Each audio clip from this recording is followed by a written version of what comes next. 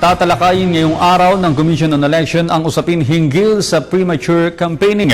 Ayon kay COMELEC Chairman Sixto Brillantes, gagawin ang naturang dialogo sa punong tanggapan ng COMELEC dakong alas 9 ngayong umaga. Layunin ang gagawing pulong na makabuo ng mga pangmatagalang solusyon sa problema sa premature campaigning. Kaugnay nito, hinikayat ng COMELEC ang publiko at mga nasa likod ng anti-EPAL movement na dumalo para sa mahalagang issue na dapat ipabatid para sa nalalapit na 2013 election. Una nang inamin ng COMELEC na wala silang magagawa laban sa mga politiko na maagang nangangampanya at mga politiko na nagpaparamdam na at nangangampanya para sa 2013 midterm elections. Nilinaw ni COMELEC spokesman James Jimenez na walang nilalabag na batas ang isang kandidato kahit pa nag-file na ng kanilang Certificate of Candidacy simula October 1 ang isang politiko at magsimula ng magpakilala sa kanyang sarili bilang kandidato.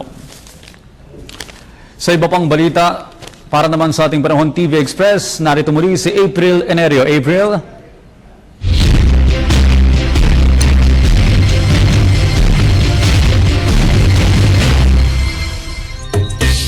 Yes, Audrey, isang panibagong sama ng panahon na naman ang binabantayan ngayong araw.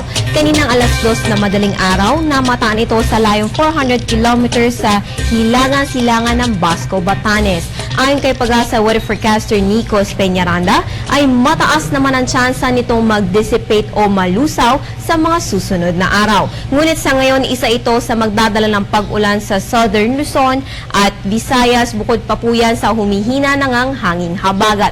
Paalala, nakataas pa rin po ang gale warning natin sa northern seaboards ng Northern Luzon. Kaya inaabisuan ng mga mangisda na mga baybayin ng Ilocos Norte, Cagayan at Isabela na huwag munang pumalaot dahil sa malalaking alon na dulot ng papalayong si Bagyong Karen.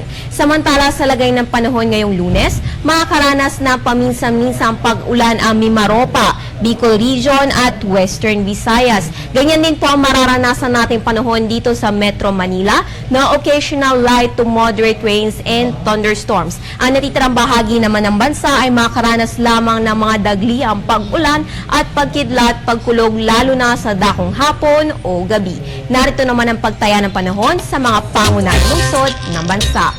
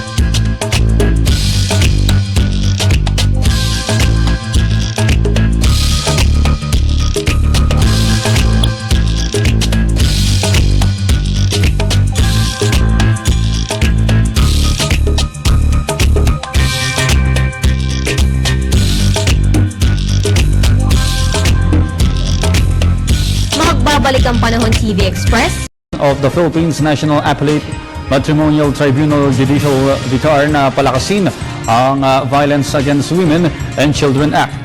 Paglilinaw ni Lingayen Dagupan Archbishop Emeritus Oscar Cruz, ang pambubugbog halimbawa sa asawa ay hindi ground para mapawalang bisa ang isang kasal.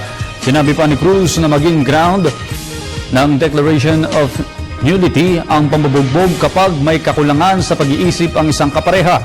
Kaya naman umaasang mabibigyan din ito ng gobyerno upang mabawasan ang mga naaargabyadong partner. At yan po naman ang aming mga nakalap na balita at impormasyon. Ako po si Audrey Goriseta.